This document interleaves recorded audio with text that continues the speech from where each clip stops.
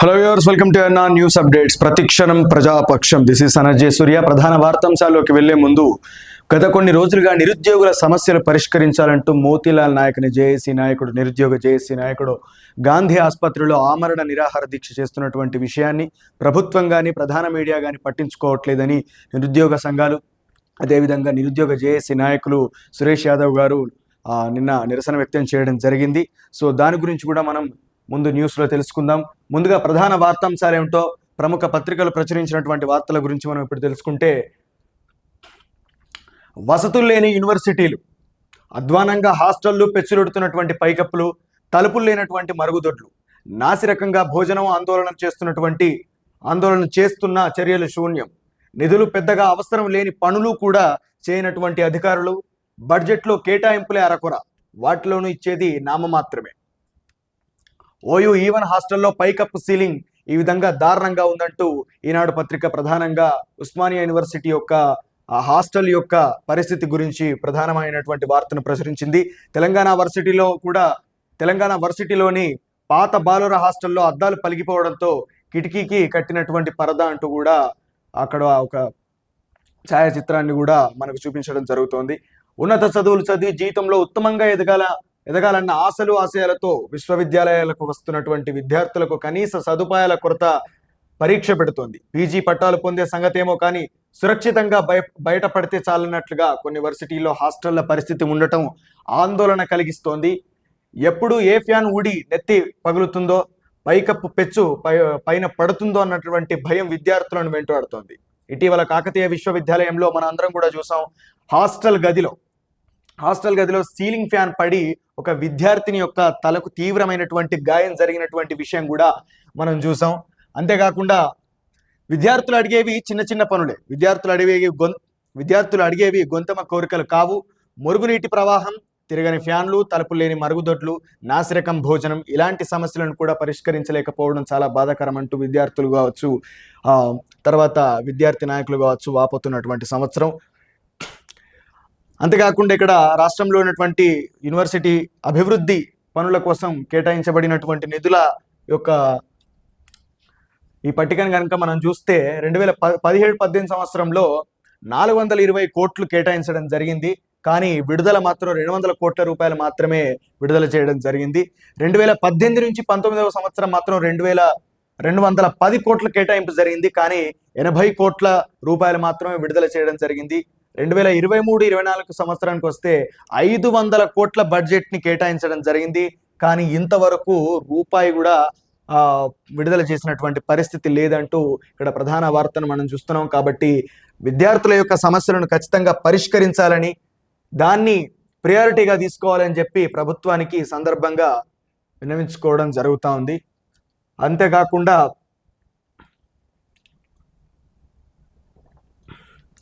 పది మంది విద్యార్థులు మించితే 2 టీచర్లు, పిల్లల సంఖ్యకు అనుగుణంగా ఉపాధ్యాయుల కేటింపు, ఎస్జిటి బదిలీలో పాఠశాల విద్యాశాఖ నిర్ణయం, పాక్షికంగా హేతుబద్ధీకరణ అమలు చేసినట్లే అని చెప్పి ఇంకొక వార్తను కూడా మనం చూస్తున్నాం. పట్టాల కింది నుంచే రైలు వెళ్తుందంటూ ఇంకొక వార్తను కూడా మనం చూస్తున్నాం. 340 మీటర్ల మేర భూగర్భంలో ప్రయాణం, భూ ఉపరితలంపై ఓ రైలు, లోపల మరొకటి. కాజీపేట రైల్వే స్టేషన్ సమీపంలో ఇలాంటి నిర్మాణం చేపడుతుందన్నట్టుగా ఇంకొక వార్తను కూడా చూస్తున్నాం. 3-4 నెలల్లో ఈ యొక్క సొరంగ మార్గం పూర్తి చేస్తారు. బైపాస్ లైన్లో 3 పెద్ద, 31 చిన్న వంతెనలు రానున్నాయి. బైపాస్ కోసం 7.8 హెక్టార్ల భూమిని సేకరించారు. అయితే ఒక చోట భవనాల కారణంగా భూసేకరణ సాధ్యం కాలేదని, అందుకే ఈ ప్రాంతం వరకు భూ ఉపరితలంపై ప్రస్తుతం ఉన్నటువంటి రైలు మార్గం కింద మరో రైలు మార్గం నిర్మిస్తున్నట్టుగా దక్షిణ మధ్య రైల్వే వర్గాలు తెలిపాయంటూ ఇంకొక వార్తను కూడా మనం చూస్తున్నాం. ఆ తర్వాత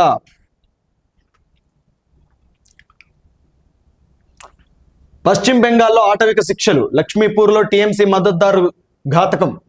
పశ్చిమ బెంగాల్లో టీఎంసీ మద్దతుదారు ఒకరు ఇన్సాఫ్ సభ పేరుతో ఆటవిక శిక్షలు విధిస్తున్న ఉదంతం ఇది. తాజాగా ఓ మహిళ మరో యువకుడిని నడి రోడ్డు కింద పారేసి విచక్షణారహితంగా కర్రతో దాడి చేసి కాళ్లతో తన్నిన ఘటన వెలుగులోకి వచ్చింది. సిపిఎం నేత రాజ్యసభ మాజీ సభ్యుడు మహమ్మద్ సలీం స్వయంగా ఈ వీడియోను సోషల్ మీడియాలో షేర్ చేశారు. ఆ వీడియో వైరల్ అవుతున్నా అటు ప్రభుత్వం కానీ ఇటు పోలీసులు కానీ ఎలాంటి చర్యలు తీసుకున్నటువంటి దాఖలాలు లేకపోవడం గమనార్హం. వివరాల్లోకి వెళ్తే చోప్రా నియోజకవర్గ పరిధిలోని దిఘల్గావ్ ప్రాంతం లక్ష్మీపూర్ గ్రామంలో టీఎంసీ తృణమూల్ కాంగ్రెస్ ఎమ్మెల్యే హమీద్ ఉర్ రెహమాన్ అనుచరుడు జేసీబీ అలియాస్ తేజ్ముల్ అనే వ్యక్తి తక్షణ న్యాయం పేరుతో స్థానికంగా ఇన్సాఫ్ సభలను ఏర్పాటు చేస్తూ ఆటవిక శిక్షలను విధిస్తుంటాడు. ఈ క్రమంలో వివాహేతర సంబంధం పేరుతో ఓ మహిళను మరో యువకుడిని చితకబాదుతున్నటువంటి వీడియో ఇప్పుడు నెట్టింట వైరల్ అయింది. బాధిత మహిళ దెబ్బలకు తాళలేక రోడ్డుపై పొర్రుతూ రోధిస్తున్న కనికరం లేకుండా కర్రతో ఎడాపెడ దాడి చేశారు. మరో యువకుడిని కూడా ఇదే విధంగా హింసించాడు. చుట్టూ జనం గుమిగూడిన ఓ వృద్ధుడు మినహా ఎవరు తేజములను ఆపేందుకు ప్రయత్నం చేయలేదు. కొంత దూరంలోనే పోలీస్ పెట్రోలింగ్ జీపు ఉన్న ఒక్క పోలీస్ కూడా కిందకి దిగి అతన్ని వారించే ప్రయత్నం చేయలేదు. దీనిపై సిపిఎం నేత సలీం సీరియస్ అయ్యారు. బెంగాల్లో మమతా హయాంలో ఆటవిక శిక్షలు విధిస్తున్నారని ఆరోపించారు. BJP social media chief Malviya కూడా తాలిబాన్ల తరహాలో శిక్షలు విధిస్తుంటే ప్రభుత్వం ఏం చేస్తుందని చెప్పి ప్రశ్నించడం జరిగింది. ఇలాంటి ఘటనలు మన తెలంగాణలో కూడా చూసాం. ఆడవాళ్ళు ఒక చిన్న తప్పు చేశారంటే చాలు చాలా మంది గుమికూడి అత్యంత దారుణంగా విచక్షణ రహితంగా మనం రీసెంట్ గానే చూసాం. ఎంత దారుణంగా కొల్లాపూర్లో ఒక అమ్మాయిని, ఒక మహిళని ఎంత దారుణంగా వేధించారు, ఎంత దారుణమైనటువంటి హింసకు గురి చేశారన్నటువంటి విషయం. సో ఇది కేవలం తెలంగాణ ప్రాంతంలో కాదు, ప్రతి ఒక్క దేశంలో ఉన్నటువంటి ప్రతి ప్రాంతంలో కూడా ఇలాంటి ఘటనలు చోటు చేసుకోవడం నిజంగా చాలా బాధాకరం. సో స్వదేశీ న్యాయం అంటూ ఇంకోటి ఏబిఎన్ ఆంధ్రజ్యోతి పత్రిక ఇంకొక వార్తను ప్రచురించడం జరిగింది. చట్టాల తాలూకు బిల్లుల ఆమోదం సందర్భంగా లోక్సభ రాజ్యసభల నుంచి ఏకంగా 146 మంది విపక్ష ఎంపీలను సస్పెండ్ చేశారని, చర్చ జరపకుండానే బిల్లులను ఆమోదించారని పిటిషనర్లు అంజలి పటేల్, ఛాయా మిశ్రా పేర్కొన్నారు. ప్రజల నుంచి కూడా ఈ కొత్త చట్టాలపై అభిప్రాయాలను సేకరించలేదన్నారు. పశ్చిమ బెంగాల్, తమిళనాడు ముఖ్యమంత్రులు ఈ చట్టాల అమలును వ్యతిరేకిస్తున్నారని గుర్తు చేశారు. ఈ చట్టాల ప్రకారం నిందితులకు బెయిల్ ఇచ్చే అవకాశాలు గణనీయంగా తగ్గిపోతాయని, పోలీసులకు విపరీతమైనటువంటి అధికారాలు లభిస్తాయని పేర్కొన్నారు. మరోవైపు కొత్త నేర చట్టాల అమలును వాయిదా వేయాలని కోరుతూ న్యాయశాఖ మంత్రి అర్జున్ రామ్ మేఘవాల్ కు లేఖ రాసింది పౌర హక్కుల ప్రజా సంఘం. క్రిమినల్ లాయర్లు, దర్యాప్తు సంస్థలు, న్యాయమూర్తులు సాధారణ పౌరుల నుంచి విస్తృత స్థాయిలో అభిప్రాయాలు సేకరించకుండానే ఈ చట్టాలను తీసుకొచ్చారని వారు నిరసన వ్యక్తం చేశారు. భారతదేశ ప్రజాస్వామ్యంపై దీర్ఘకాలికంగా తీవ్ర ప్రభావం చూపే ఈ చట్టాలపై ఇప్పటికైనా దేశవ్యాప్తంగా పెద్ద ఎత్తున చర్చలు జరపాలని, అప్పటి వరకు వాటి అమలును వాయిదా వేయాలని పియుసిఎల్ కోరింది. వలస చట్టాల నుంచి బయటపడుతున్నామని చెబుతూనే నాటి బ్రిటిష్ చట్టాల్లో అనేక అంశాలను యథాతథంగా తీసుకొచ్చారని పియుసిఎల్ వెల్లడించింది. మరోవైపు నూతన నేర చట్టాల పేరులోనే గాక సారంలోనూ భారతీయతను కలిగి ఉన్నాయని, వాటి ఆత్మ, శరీరం, స్ఫూర్తి భారతీయత అని కేంద్ర హోంమంత్రి అమిత్ షా పేర్కొనడం జరిగింది. భారతీయుల కొరకు, భారతీయుల చేత భారత పార్లమెంటు ద్వారా ఇవి రూపొందాయి. వలస కాలపు చట్టాలకు దీంతో తెరపడింది అని చెప్పి అమిత్ షా గారు వ్యాఖ్యలు చేశారు. న్యాయ సంహిత చట్టంలో గ్యాంగ్, వ్యవస్థీకృత నేరముఠాల వంటి పదాలున్నాయని వాటిని నిర్వచించలేదు. ఫలితంగా అమాయకులను కూడా కేసులో ఇరికించే అవకాశాలు ఉన్నాయని న్యాయ నిపుణులు కూడా పేర్కొనడం జరుగుతూ ఉంది. న్యాయ సంహిత ప్రకారం మానసిక వికలాంగులకు విచారణ నుంచి రక్షణ లభిస్తుంది. అయితే బుద్ధిమాంద్యం ఉన్న వారిని ఈ కేటగిరీలో చేర్చలేదు. దీంతో బుద్ధిమాంద్యం ఉన్న వారిపై కేసు నమోదు చేయొచ్చు. నాగరిక సురక్ష సంహిత ప్రకారం పోలీసులు నిందితులను తమ కస్టడీలో 15 రోజుల పాటు ఉంచుకోవచ్చు. అంతేకాదు ఆ తర్వాత కూడా 40 నుంచి 60 రోజుల అదనపు కస్టడీని కోరవచ్చు. ఈ కస్టడీని ఒకే దఫాలో కానీ పలు దఫాల్లో కానీ అమలుపరచవచ్చు. తద్వారా నిందితుడికి న్యాయస్థానం బెయిల్ మంజూరు చేసినా కూడా పోలీసులు కస్టడీలోకి తీసుకునేటటువంటి అవకాశం ఉంది. మరి దీని గురించి ఏబిఎన్ ఆంధ్రజ్యోతి ఒక ప్రత్యేక కథనాన్ని కూడా ప్రచురించడం జరిగింది.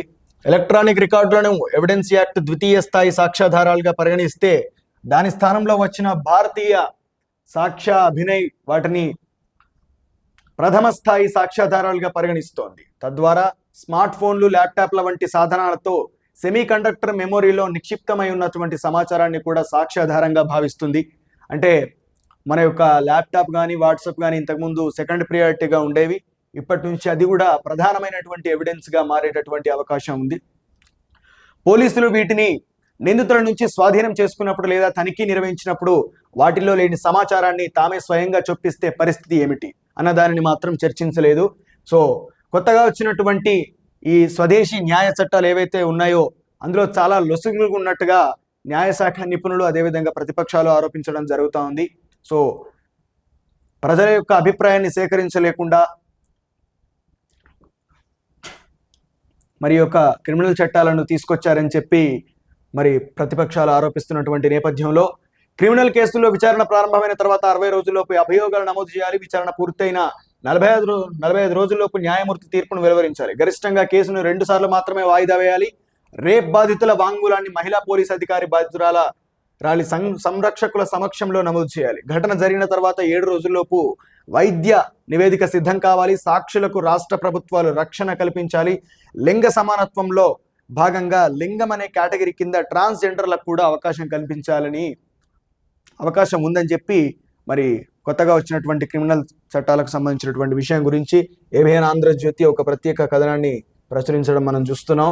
అదేవిధంగా నమస్తే తెలంగాణ యొక్క వార్తలు కూడా మనం ఒకసారి గమనించినట్లయితే ముందుగా ప్రధాన వార్తలు కనుక మనం చూస్తే ఇక్కడ మనం చూస్తున్నాం. ఇంతకుముందు మొట్టమొదటిగా మనం మాట్లాడుకున్నటువంటి ప్రధాన వార్త ఏదైతే ఉందో, గాంధీ భవన్లో చికిత్స పొందుతున్నటువంటి విద్యార్థి నాయకుడు మోతీలాల్ని పరామర్శిస్తున్నటువంటి బీఆర్ఎస్ ఎమ్మెల్యే హరీష్ రావు, చిత్రంలో దేశపతి శ్రీనివాస్ తదితరులంటూ నమస్తే తెలంగాణ మరి నిరుద్యోగుల సమస్యలు తీర్చాలంటూ గత కొన్ని రోజులుగా ఆమరణ నిరాహార దీక్ష చేస్తున్నటువంటి మోతీలాల్ని పరామర్శించినట్టుగా నమస్తే తెలంగాణ అంటే హరీష్ రావు అదేవిధంగా బీఆర్ఎస్ ఎమ్మెల్యేలు అదేవిధంగా నాయకులు మరి మోతీలాల్ని పరామర్శించినట్టుగా ఒక ప్రత్యేక కథనాన్ని ప్రచురించడం జరిగింది. అసెంబ్లీలో నిలదీస్తాం, మోతీలాల్కు హాని జరిగితే సర్కార్దే బాధ్యత, ఆయనతో నిరాహార దీక్షను విరమింపజేయాలి, నిరుద్యోగులతో సీఎం రేవంత్ చర్చలు జరపాలి, రాసిచ్చిన బాండ్ పేపర్ సంగతి ఏం చేశారంటూ హరీష్ రావు గారు చాలా ఘాటుగా స్పందించడం జరిగింది. తెలంగాణ రాష్ట్ర ప్రభుత్వం దిగొచ్చి వెంటనే నిరుద్యోగులతో చర్చలు జరపాలని, మోతీలాల్ నాయక్ ఆమరణ నిరాహార దీక్షను విరమింపజేయాలని మాజీ మంత్రి MLA T Harish Rao demand చేశారు. వారం రోజులుగా నిరుద్యోగుల తరపున ఆమరణ నిరాహార దీక్ష చేస్తున్నటువంటి మోతీలాల్ నాయక్ను ఆదివారం సికింద్రాబాద్లోని గాంధీ దవాఖానలో హరీష్ రావు గారు అదేవిధంగా టీఆర్ఎస్ నాయకులు పరామర్శించడం జరిగింది. రాహుల్ గాంధీ 2 లక్షల ఉద్యోగాలేవి, జాబ్ క్యాలెండర్ ఏమైందంటూ బీఆర్ఎస్ వర్కింగ్ ప్రెసిడెంట్ కేటీఆర్ కూడా మరి దాని గురించి ఘాటుగా స్పందించడం జరిగింది. ఒకసారి మనం మోతీలాల్ నాయక్ చేస్తున్నటువంటి ఆమరణ నిరాహార దీక్ష గురించి పూర్తి సమాచారాన్ని గనుక మనం సమావేశాల్లో నిరుద్యోగుల సమస్యలపై ప్రభుత్వాన్ని నిలదీస్తామని, అసెంబ్లీని స్తంభింపజేస్తామని స్పష్టం చేశారు. మోతీలాల్ ఆమరణ నిరాహార దీక్ష చేస్తున్న ప్రభుత్వానికి చీమ కుట్టినట్టు లేకపోవడం దురదృష్టకరమని పేర్కొన్నారు. దీక్ష విరమించాలని అందరి తరపున మోతీలాల్కు తాము విజ్ఞప్తి చేశామని, కానీ లక్షలాది మంది నిరుద్యోగుల జీవితంతో ఆడుకుంటున్నటువంటి ప్రభుత్వం దిగి వచ్చే వరకు తన దీక్ష కొనసాగుతుందని ఆయన తమతో చెప్పారని హరీష్ రావు విన్నవించారు. మోతీలాల్కు ఆరోగ్యం క్షీణిస్తున్నదని, ఆయనకు హాని జరిగితే ప్రభుత్వమే బాధ్యత వహించాలని హెచ్చరించారు. సీఎం రేవంత్ రెడ్డి స్వయంగా వచ్చి మోతీలాల్తో మాట్లాడి నిరుద్యోగుల సమస్యలను పరిష్కరించాలని డిమాండ్ చేశారు. ప్రభుత్వం 2 లక్షల ఉద్యోగాలను ఇస్తామని ఇచ్చిన మాటను నిలబెట్టుకునే వరకు నిరుద్యోగుల తరపున బీఆర్ఎస్ పోరాటం చేస్తుందని తేల్చి చెప్పారు. జాబ్ క్యాలెండర్ విడుదల చేస్తామని రేవంత్ రెడ్డి బట్టి విక్రమార్క బాండ్ పేపర్లో రాసిచ్చారని, ఇప్పుడు అధికారంలోకి వచ్చాక దానిని ఎందుకు విస్మరించారని హరీష్ రావు ప్రశ్నించడం జరిగింది. ఉద్యోగుల కోసం నిరుద్యోగుల ప్రజాభవన్కు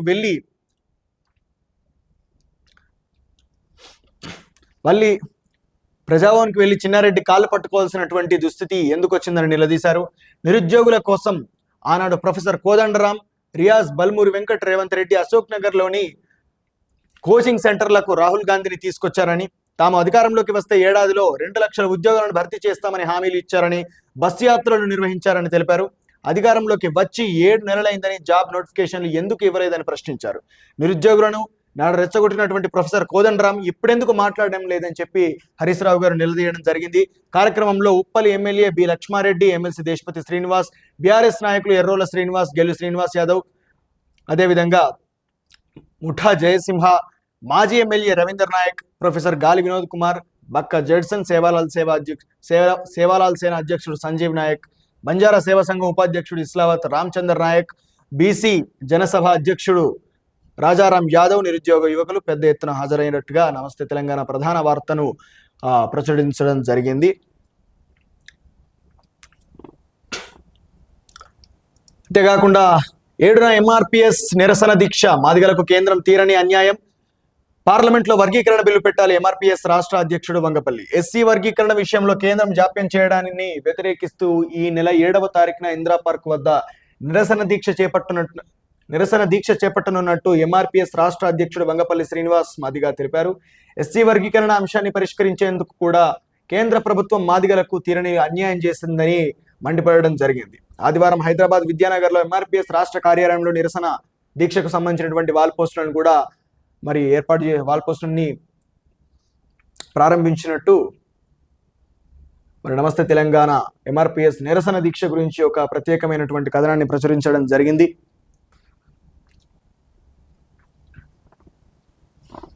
అదేవిధంగా సాక్షి దినపత్రిక ప్రచురించినటువంటి కథనాన్ని పరిశీలిస్తే, ప్రజావాణి వినిపించదా, ప్రజా సమస్యలపై పరిష్కారంలో రెవెన్యూ యంత్రాంగం నిర్లక్ష్యం. సీఎం ప్రజావానికి వచ్చిన దరఖాస్తుల్లో 70% పైగా పెండింగ్. రాష్ట్ర వ్యాప్తంగా రెవెన్యూ సిబ్బందికి వెళ్లిన దరఖాస్తులు 13,513, పరిష్కరించినవి కేవలం 3,147 దరఖాస్తులే. సీఎం జిల్లాలోనూ ఇదే పరిస్థితి. హైదరాబాద్, హన్మకొండ, వరంగల్ పరిధిలో పరిష్కారం 0. రంగారెడ్డి, మేడ్చల్ జిల్లాలను భారీగా పేరుకుపోతున్నటువంటి ఆర్జీలు. కలెక్టర్లు, తహసీల్దార్లు పట్టించుకోవడం లేదనే విమర్శలు. చాలా పనులు ఉన్నాయంటూ ఆర్జీలను పక్కన పెడుతున్నటువంటి రెవెన్యూ సిబ్బంది. మరి ప్రజావాణిలో ప్రజల యొక్క సమస్యలు ఏవైతే ఉన్నాయో వాటిని పరిష్కారంలో జాప్యం జరుగుతుందన్నట్టుగా సాక్షి ప్రధాన వార్త ప్రచురించడం జరిగింది. మరి ప్రజావాణిలో ప్రజా సమస్యల పరిష్కారంలో జాప్యం జరుగుతున్నటువంటి విషయాన్ని ప్రస్తావిస్తూ సాక్షి ప్రధానమైనటువంటి ఒక వార్తను ప్రచురించడం జరిగింది. ఇబ్బంది ఏదైనా, పరిష్కార వేదిక ఏదైనా, రాష్ట్రంలో రెవెన్యూ సమస్యలు మాత్రం పెండింగ్లోనే ఉండిపోతున్నాయి. భూ సంబంధిత సమస్యలను త్వరితగతిన పరిష్కరించడంపై రాష్ట్ర ప్రభుత్వం దృష్టి పెట్టిన క్షేత్రస్థాయిలో మాత్రం ఎక్కడ వేసిన గొంగడి అక్కడే ఉన్నట్టుగా పరిస్థితి మారిపోయింది. ఎక్కడికక్కడ ప్రజా సమస్యలు, అర్జీలు పెరిగిపోతూనే ఉన్నాయి. కాంగ్రెస్ ప్రభుత్వం ప్రతిష్టాత్మకంగా చేపట్టినటువంటి సీఎం ప్రజావానికి వచ్చిన దరఖాస్తులో రెవెన్యూ వర్గాలు పరిష్కరించినవి కేవలం 30% కూడా దాటలేవనేటువంటి కథనాన్ని సాక్షి దినపత్రిక ప్రచురించడం జరిగింది. విద్యుత్ కేంద్రాల రక్షణపై పిడుగు. థర్మల్ విద్యుత్ కేంద్రాల్లో పిడుగుల నుంచి రక్షణకు పటిష్ట వ్యవస్థలు. అయినా అవి విఫలం కావడంతో భద్రాద్రి కేంద్రంలో ట్రాన్స్ఫారంపై పిడుగుపాటు. డిజైనింగ్, నిర్మాణం, నిర్వహణ లోపాలే కారణమని అనుమానాలు. వేల కోట్లతో నిర్మించినటువంటి కొత్త విద్యుత్ కేంద్రాల భద్రతపై సందేహాలు. శ్రీశైలం పవర్ హౌస్ ప్రమాదం నుంచి జెన్కో ఏమి నేర్చుకోలేదన్నటువంటి విమర్శల్ని సాక్షి ప్రచురించడం జరిగింది. ఒకసారి 2వ పేజీలో ఉన్నటువంటి పూర్తి సమాచారాన్ని కనుక మనం తెలుసుకుంటే, ఇక్కడ మనం చూస్తున్నాం కొత్తగూడెం జిల్లా మణుగూరులో పిడుగుపాటుకు ధ్వంసమైనటువంటి యూనిట్ 1 GT. థర్మల్ విద్యుత్ కేంద్రాల్లో పిడుగుల నుంచి రక్షణకు పటిష్ట వ్యవస్థలు. కొత్తగూడెం జిల్లా మణుగూరులోని 1080 మెగావాట్ల భద్రాద్రి థర్మల్ విద్యుత్ కేంద్రంలోని జనరేటర్ ట్రాన్స్ఫార్మర్ పై శనివారం రాత్రి పిడుగుపడటం రాష్ట్రంలోని కీలక థర్మల్ విద్యుత్ కేంద్రాల భద్రతపై ప్రశ్నలు రేకెత్తిస్తోంది. పిడుగుల నుంచి రక్షణ కల్పించే పటిష్ట ఏర్పాట్లు ఉన్న భద్రాద్రి థర్మల్ విద్యుత్ కేంద్రంలో పిడుగుపడటం అనేక సందేహాలకు తావిస్తోంది. పిడుగుల నుంచి రక్షణ కల్పించేందుకు జనరేటర్ ట్రాన్స్ఫార్మర్ చుట్టూ లైటింగ్, అరెస్టర్లు, ఎర్తింగ్ టవర్లు, ఎర్త్ పిట్ల వంటి రక్షణ వ్యవస్థల్ని విఫలం కావడంతో భద్రాద్రి థర్మల్ విద్యుత్ కేంద్రంలో ఈ ఘటన చోటు చేసుకుంది. తెలంగాణ విద్యుదుత్పత్తి సంస్థ ఇంజనీరింగ్ నిపుణులు అభిప్రాయపడుతున్నారు. జనరేటర్ ట్రాన్స్ఫార్మర్పై పిడుగు పడిన మంటలు వ్యాప్తి చెందకుండా నియంత్రించడానికి నైట్రోజన్ ఇంజెక్షన్ స్ప్రింక్లర్లు వ్యవస్థలు సైతం అనుకున్న రీతిలో పనిచేయలేదన్న చర్చ జరుగుతోంది. దీంతో భద్రాద్రి థర్మల్ విద్యుత్ కేంద్రంలోని 1వ యూనిట్కి సంబంధించినటువంటి జనరేటర్ ట్రాన్స్ఫార్మర్ యూనిట్కు దగ్ధమైనటువంటి కొందరు ఇంజనీర్లు, అంటే 1వ యూనిట్కి సంబంధించినటువంటి జనరేటర్ ట్రాన్స్ఫార్మర్కు పూర్తిగా దగ్ధమైనట్లు కొందరు ఇంజనీర్లు అభిప్రాయపడుతున్నారు. పిడుగుల నుంచి రక్షణ కల్పించడానికి ఏర్పాటు చేసిన వ్యవస్థల డిజైనింగ్, నిర్వహణలో లోపాలున్నాయనేటువంటి చర్చ కూడా ఇక్కడ జరుగుతోంది. ఇక్కడ చూస్తున్నాం, పిడుగు పడటంతో ఈ యొక్క థర్మల్ పవర్ స్టేషన్లో విపరీతమైనటువంటి డ్యామేజ్ జరిగినట్టుగా సాక్షి యొక్క కథనాన్ని ప్రచురించడం జరిగింది. మరి వేల కోట్లు విద్యుత్ రంగానికి ఖర్చు పెడుతున్నామని చెప్పినప్పటికీ కూడా, వేల కోట్ల రూపాయలతో పటిష్టమైనటువంటి రక్షణ వ్యవస్థ ఏర్పాటు చేస్తున్నామని చెప్తున్నప్పటికీ కూడా మరి విద్యుత్ కేంద్రాల్లో ఇలాంటి సంఘటనలు జరగడం అనేది నిజంగా ఇదొక నిర్లక్ష్యానికి సూచికగా మనం చెప్పొచ్చు. కార్టూనిస్టుల కోసం మెగా వర్క్షాప్, హాజరైన 2 రాష్ట్రాల కార్టూనిస్టులు. వర్క్షాప్లో పాల్గొన్నటువంటి కార్టూనిస్టులను చూపెడుతూ ఒక కథనాన్ని ప్రచురించడం జరిగింది. యువ కార్టూనిస్టులకు ఉపయోగపడేలా ఆదివారం సోమాజిగూడ ప్రెస్ క్లబ్లో తెలుగు కార్టూనిస్టుల మెగా వర్క్షాప్ నిర్వహించారు. తెలుగు రాష్ట్రాల నుంచి సుమారుగా 100కు పైగా కార్టూనిస్టుల కార్యక్రమంలో పాల్గొన్నారు. ఈ సందర్భంగా సీనియర్ పొలిటికల్ సోషల్ కార్టూనిస్టులు తమ అనుభవాలను పంచుకున్నట్టుగా సాక్షి ఒక కథనాన్ని ప్రచురించడం జరిగింది.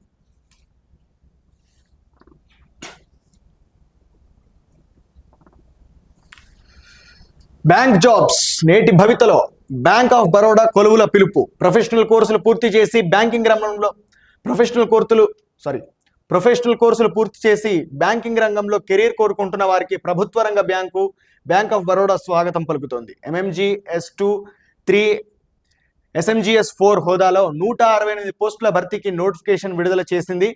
ఇది మేనేజ్మెంట్, PGCA తదితర కామర్స్ ప్రొఫెషనల్ కోర్సులు పూర్తి చేసుకున్న అభ్యర్థులకు చక్కటి అవకాశం. మరొకసారి, ఇది మేనేజ్మెంట్, PGCA తదితర కామర్స్ ప్రొఫెషనల్ కోర్సులు పూర్తి చేసుకున్న అభ్యర్థులకు చక్కటి అవకాశం. ఈ ఉద్యోగాలను సొంతం చేసుకోవడానికి బ్యాంక్ ఆఫ్ బరోడా నిర్వహించే ఎంపిక ప్రక్రియలో ప్రతిభ చూపాల్సి ఉంటుంది. బ్యాంక్ ఆఫ్ బరోడా తాజా జాబ్ నోటిఫికేషన్ వివరాలు, ఎంపిక విధానం, కెరీర్ స్కోప్, ఎంపిక ప్రక్రియలో రాణించేందుకు ప్రిపరేషన్ తదితర వివరాలు మనం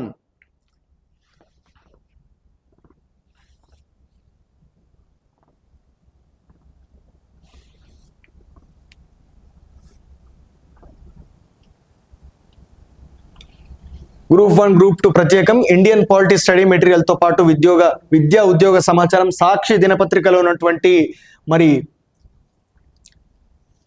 పేజ్ నెంబర్ వచ్చేసి సెకండ్ పేజీలో, సాక్షి దినపత్రికలో ఉన్నటువంటి సెకండ్ పేజీలో బ్యాంక్ ఆఫ్ బరోడా విడుదల చేసినటువంటి నోటిఫికేషన్కి సంబంధించినటువంటి సమాచారం, పూర్తి సమాచారం సాక్షి భవిత అనేటువంటి సంచికలో మీరు చూడొచ్చు. దానికి సంబంధించినటువంటి QR కోడ్ నేను స్కాన్ చేసినప్పుడు దానికి సంబంధించినటువంటి పూర్తి సమాచారం వస్తుందన్నట్టుగా నేటి భవిత అనేటటువంటి సంచికలో ఉన్నట్టుగా సాక్షి కథనాన్ని ప్రచురించడం జరిగింది.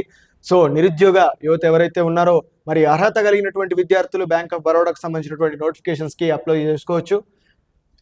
సో దాని గురించి పూర్తి సమాచారం కూడా సాక్షి దినపత్రికలో మనం చూడొచ్చు.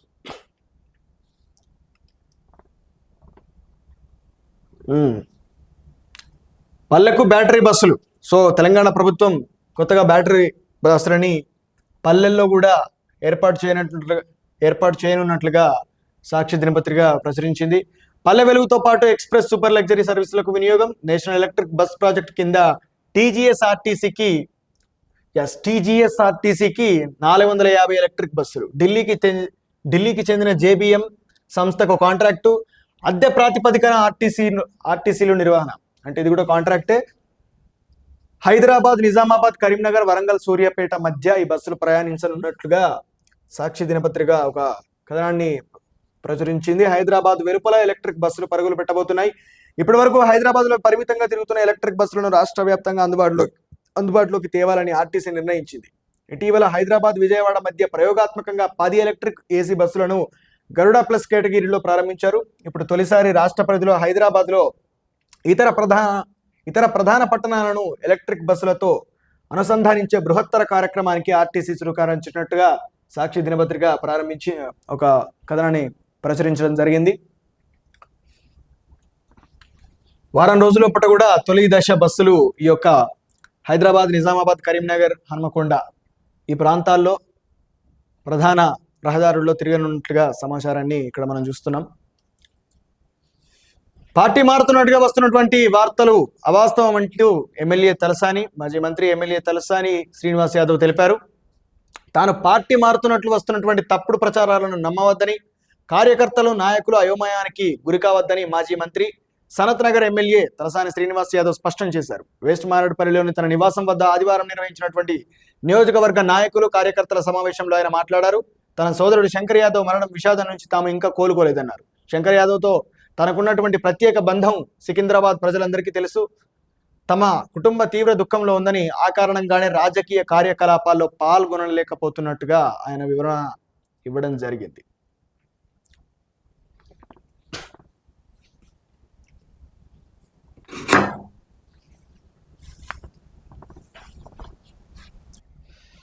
రాష్ట్ర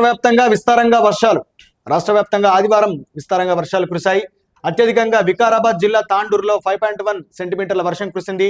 నిజామాబాద్ జిల్లా పోతంగల్ 4.8, నిర్మల్ జిల్లా లోకేశ్వరం మండలం అబ్దుల్లాపూర్లో 4.8, బాసరా 4.3, నిజామాబాద్ జిల్లా బోధన్ మండలం కల్దుర్తి వద్ద 3.9, నందిపేట మండలం సిహెచ్ కొండూరు వద్ద 3.7, ఖమ్మం జిల్లా మదిరా మండలం సిరిపురం 3.6, నారాయణపేట జిల్లా నర్వా 3.3, మహబూబ్ నగర్ జిల్లా కోయలకొండ మండలం సేరి వెంకటాపూర్లో 3.2 సెంటీమీటర్ల వర్షపాతం నమోదైందన్నట్లుగా ఈనాడు దినపత్రిక రాష్ట్రంలో పడుతున్నటువంటి వర్షాల గురించి ఒక కథనాన్ని ప్రచురించడం జరిగింది.